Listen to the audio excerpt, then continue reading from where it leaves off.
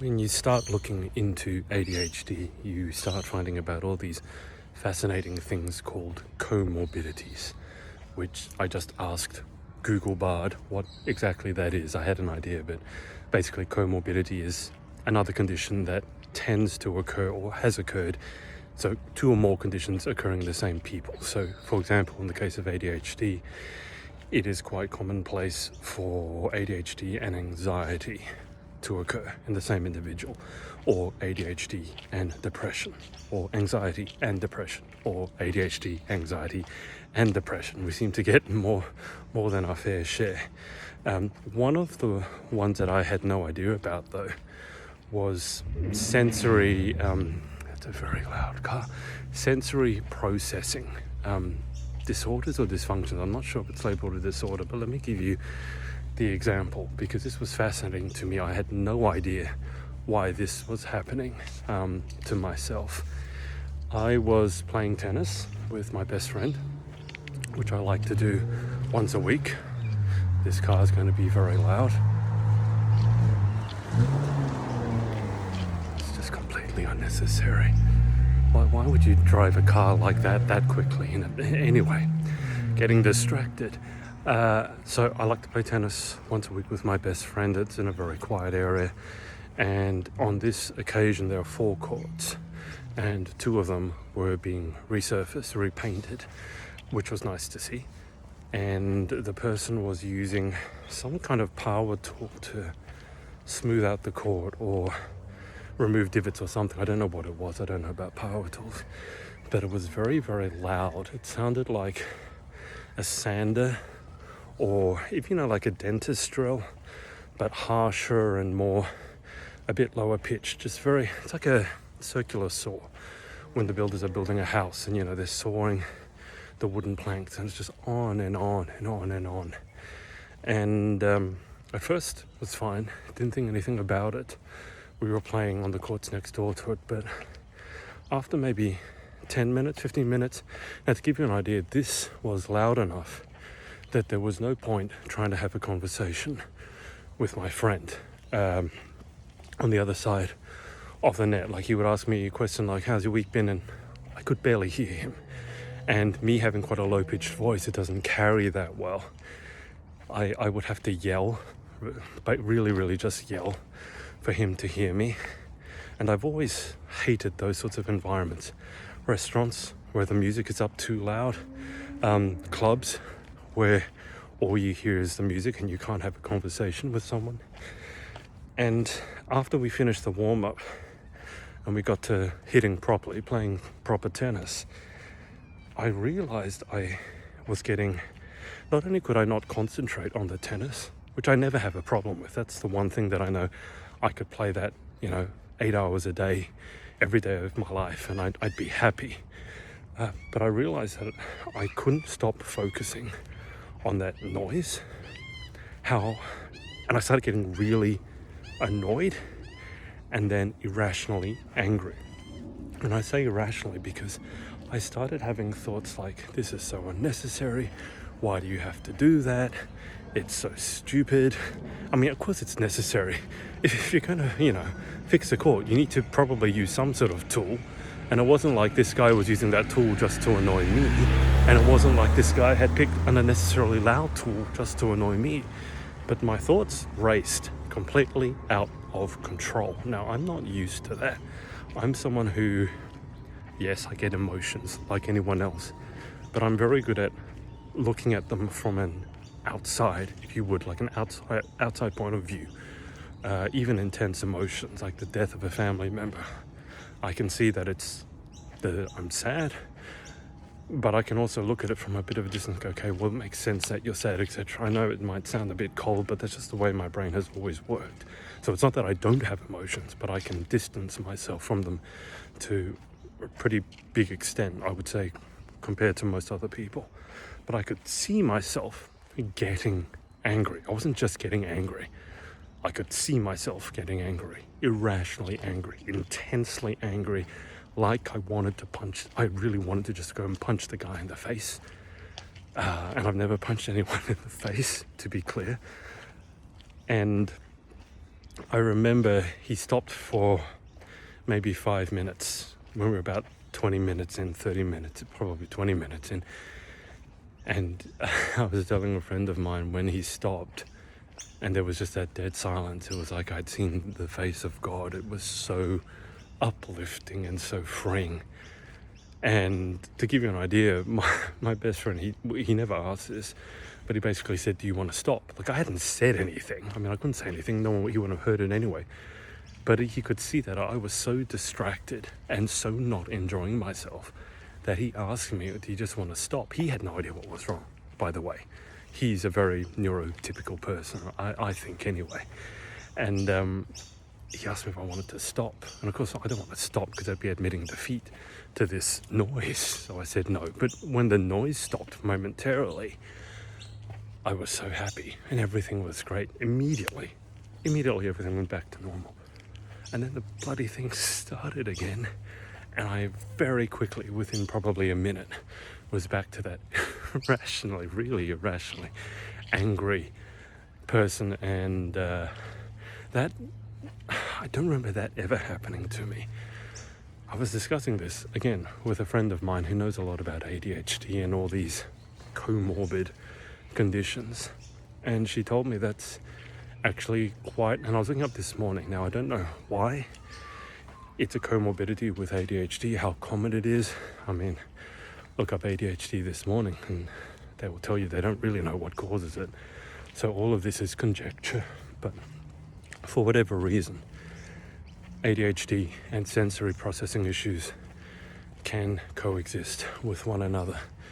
And she was saying, she alluded, she told me, she put to my attention the fact that, yeah, that can also be a sign that you have ADHD. I had no idea I had a sensory processing issue. I think that's even clearer to me than potentially having ADHD.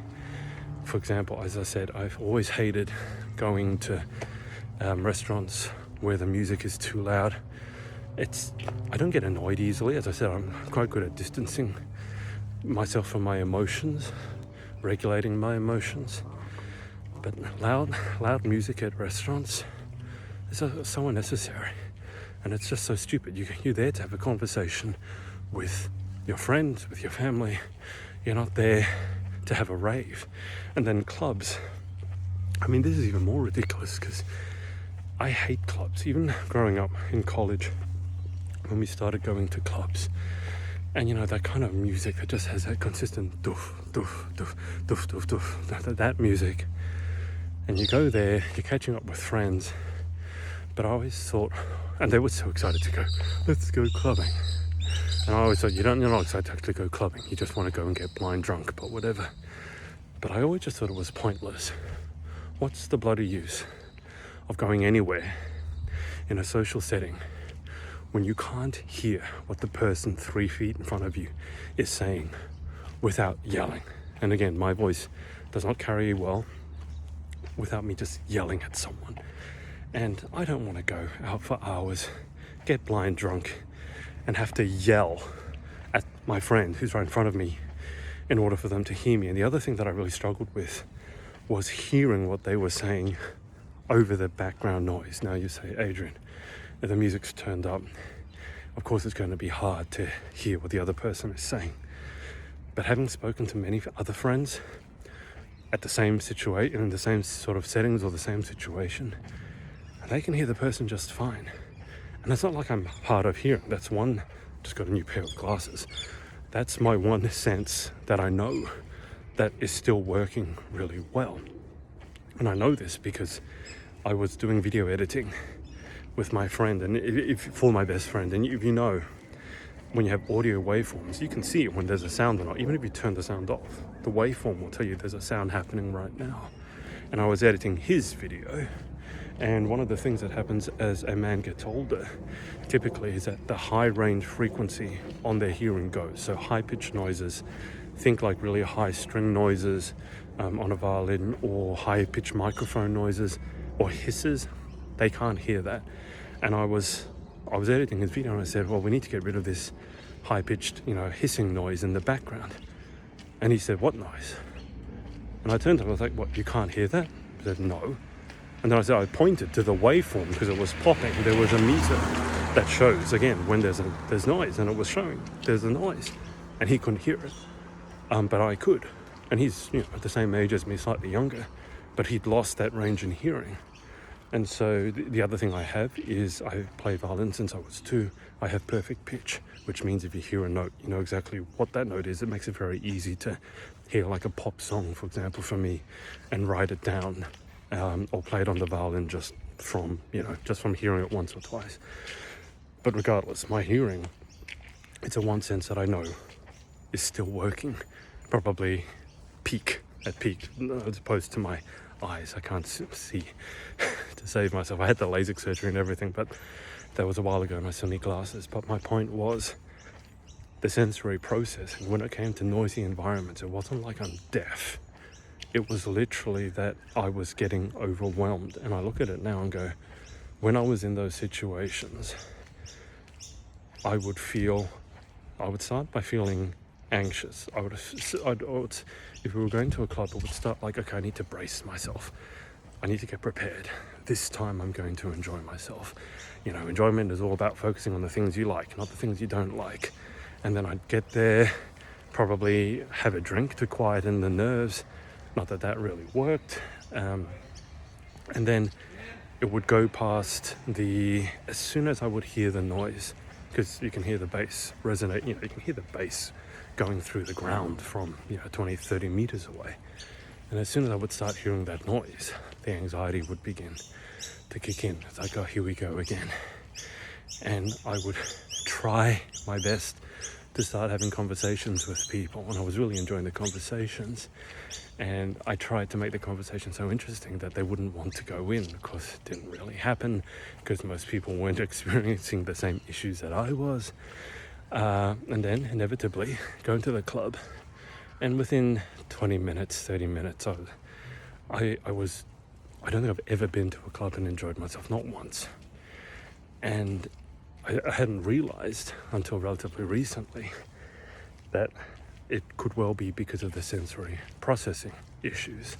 The whole notion that you just go somewhere and suddenly you begin feeling overwhelmed. I think that's the best and only way for me to describe it. Again, I don't exactly know why it happens, but clubbing, loud noises, loud consistent noises. I know, for example, my former neighbor had a dog, and the dog would yap.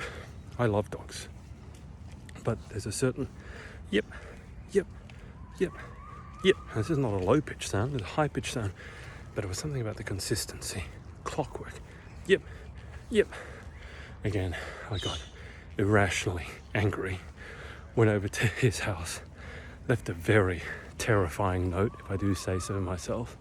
I think I scared the bejesus out of him. But anyway, that's another situation, and I'm not that sort of person. I'm really not. I'm not an angry person day to day. But that sound just turned me into someone else. I had no control over it. And I say this as someone who can, as I said, distance himself from his emotions and has very good self-control when it comes to acting irrationally,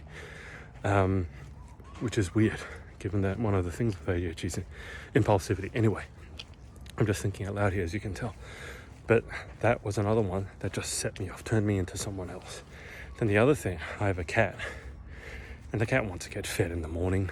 Even if you get up at 6, he wants to get fed at 5. And what he'll do, and this is a learned behavior, and it's not because he's a bad cat, he wants to get fed. It's the most exciting thing of his day. He doesn't get to go outside. And what he'll do is go outside your bedroom door and begin to make the most annoying, consistent sound possible. If you've ever heard cats making those caterwauling or caterwailing sounds, like when they see another cat, for example, that they don't like, and wow, and then you hear it and you can't hear anything else. It's like a really terrible noise.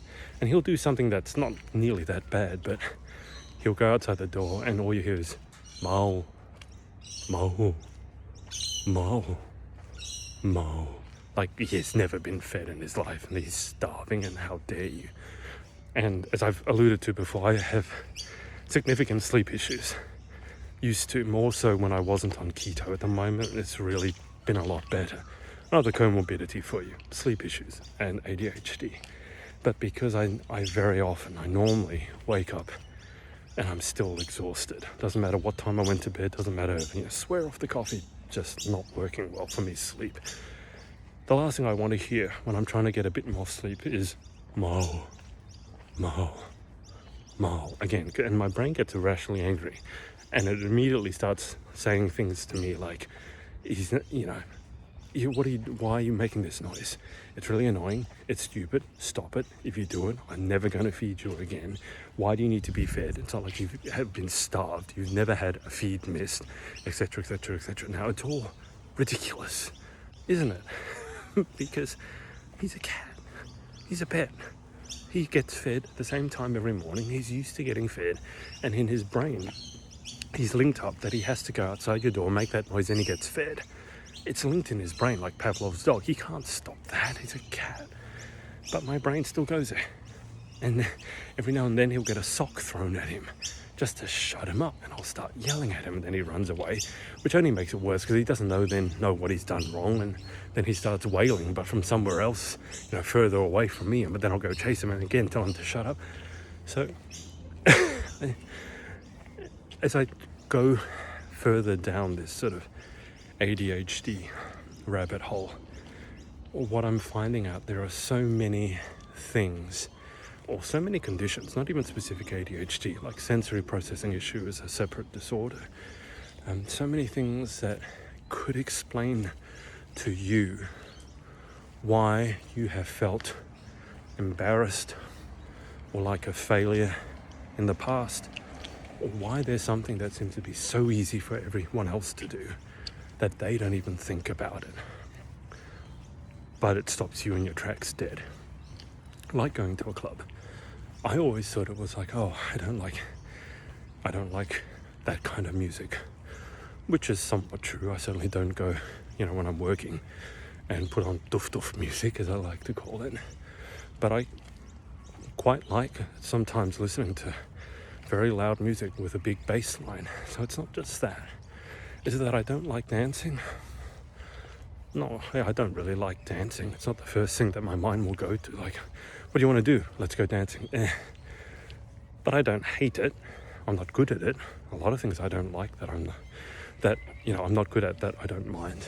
But it's only just recently come into my mind, and it never would have crossed my mind before, that the reason I don't like going clubbing is not the dancing, it's not the music, it's the way my brain reacts to the whole social situation. And that's the thing.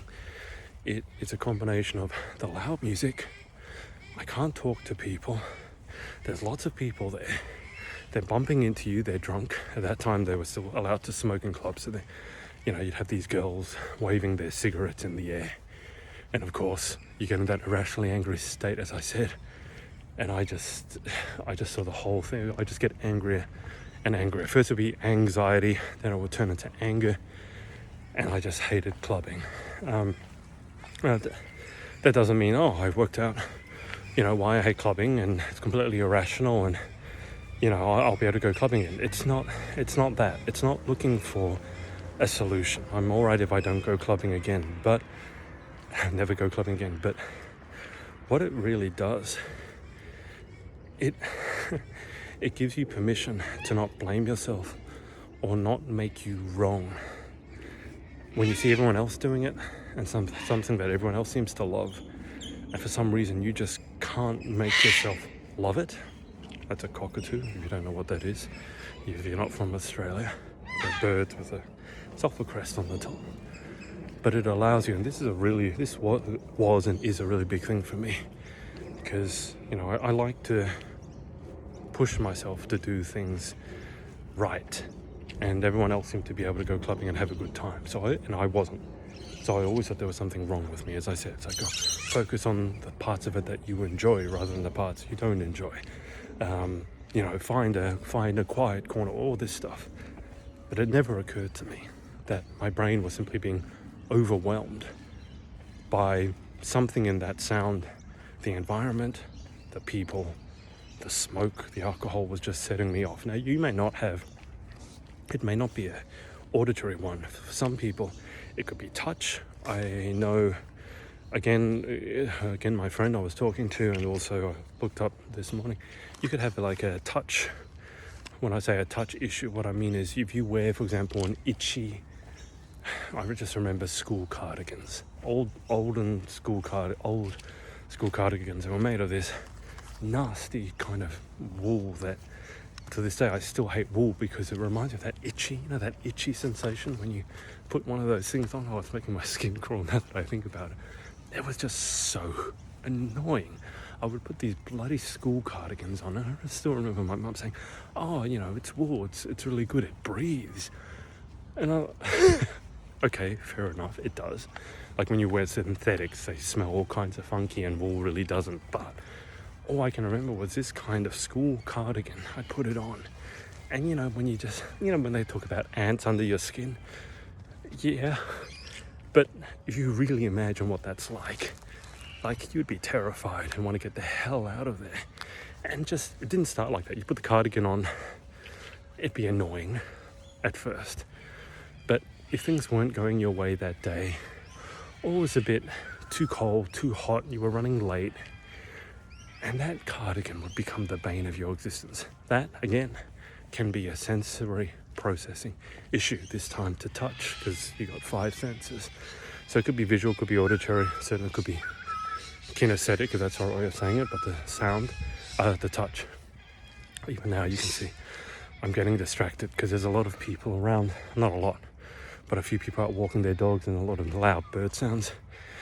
And I can immediately feel my brain getting overwhelmed, and I can feel myself getting anxious as I'm filming this. And again, it's really interesting. The reason I'm pursuing this ADHD deep dive is not to end up with an official diagnosis. It's not to end up on medication, even if that were to happen. It's to explore facets of myself that I always thought were a bit weird or wrong with me, that could turn out to have a very, that's not saying easy, but could have an explanation. And I'm hoping that as I do this, that maybe you at home will go, oh, I have that issue, or I have a similar issue, or I have a friend who has that issue. And then you can better understand them, or better understand yourself. And I think if we can just do that, because there's enough judgment and criticism in the world as it is, without you adding on to it. And I've always struggled with self-criticism. Again, I was told that's something that people with ADHD can be particularly prone to. I don't know. I mean, if you, at this stage, if you Google anything and ADHD, someone is probably going to have written some sort of blog article or put up a video about saying, yep, you do this, you have ADHD. Yep, you like the color blue, you have ADHD. So I am very conscious of that, and I don't want to contribute to that. But it's interesting, is it panoply? This whole spectrum of things that I've had as long as I can remember that have always made me think, oh, you're a little bit weird. Like, why doesn't my brain work like everyone else's? And then when you find out, oh, sensory processing disorder, or, oh, ADHD doesn't mean that you can't sit still and pay attention, or the fact that you want to do a billion things and you never finish any of them. Oh, that, like having difficulties prioritizing or having difficulties setting goals. Like, it works for everyone else. The secret to success is setting a goal and setting a vision, a motivating vision. And I will watch these people with such jealousy and envy, like they could set one goal and just go for it, and that was enough, and then they go home and forget about it. I'd be like, but don't you want to do this? And don't you want to do that? And don't you want to do this? And don't you want to know why that happens? Don't you? Like, literally, again, my best friend that I play tennis with, he will, I think this sums it up really nicely, and let me leave it here. We'll talk about something that he's noticed, or that I've noticed happening in society or on the news. And I will give him an explanation or my explanation of it, because I'm a deep thinker. I like to think about why things happen, not just look at what happens. And his question to me will almost invariably be, how did you think of that? And my response to it will almost invariably be, how could you not? Do you know what I mean? It's like some people just seem to be able to accept things and then move on. My brain doesn't like to do that. For whatever's happening in the world at the moment, whether it's the latest social craze, whether it's a war going on, people having massive debates, people hating on each other, my brain always likes to analyze, why is this happening? What could I do about it? His brain, oh, interesting, and moves on to the next thing. And I am not able to do that. Not at the moment. And I don't even know that that's a bad thing, because the ability to switch focuses, I think, has an enormous upside. But to be able to regulate that is obviously an issue. So anyway, that's my story for today. Again, comorbidities, so more than one condition happening in the same person. ADHD seems to have a lot of potential comorbidities, and not everything is an indication that you have ADHD. I have been looking at the formal diagnosis path. I will say that's completely overwhelming. You don't know who to go to, you don't know who to trust. I'm sure 99% of these people who put up the websites about ADHD and getting diagnosed don't have ADHD. Because it's not an ADHD person that made a website that looks like that, I can tell you. They're just so full of information and nonsense, and you just want to... It's going to be interesting, because I think I will go down it at some point. But again, as my friend with ADHD said, she said the whole ADHD diagnosis thing is the least ADHD friendly thing in the world. And she's not wrong. I enjoyed doing the self-test. By the way, if you want to do some self-tests, I did a few of them the other day. I'll put a link to the video here. And you can actually watch me taking the self-test. I thought what was really, really interesting, like by the time I got to the end, I was just pissed off. It's like, these questions are so stupid. And like my neurotypical friend, he'd just do the quiz and be like, oh, next one. I'm meta thinking about this test. Like, as I'm doing the test, I'm also thinking, like, this is a stupid question. Someone with ADHD would never ask this question. Why can't you ask this question in a simpler way that's easier to understand? You get a better result.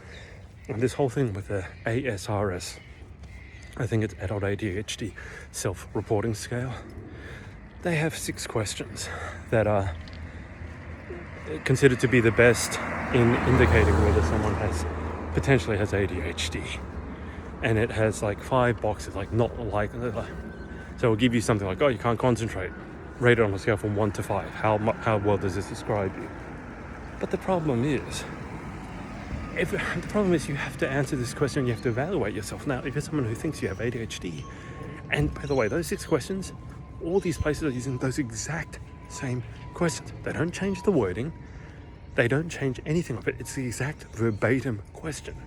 So I'm not even answering these screening questions anymore. I'm like, yeah, I know what my answer is. It's 4 4 4 2, like 5 5 2 3 2 or something like that. So it's interesting that the self-reporting, the self-testing was causing me low-level anxiety and anger in itself. But as I said, I'll put the link above if you want to watch that video. And I think it can be, as much as I just talk shit about those tests, if it leads you down a pathway where you can improve the quality of your life, then it's worth it. So I'm going to leave it there. There's more and more people turning up, waking up, and I'm getting annoyed because, again, it's that sensory, it's that overwhelmed beginning. I feel like, oh, why can't you leave me on my hill to do my thing in peace? Why are you all out here to spy on me? Why are you watching me? And then I realize, Adrian, you're on a public road walking up and down. Of course, there can be other people. But again, I can judge myself less about it now that I've become aware of sensory processing and other things that I'm learning. So I hope this is helpful. If you have had a similar story yourself or a friend, let me know. I'd love to expand my awareness of exactly how this ADHD can manifest in different people. And I'll speak to you next time.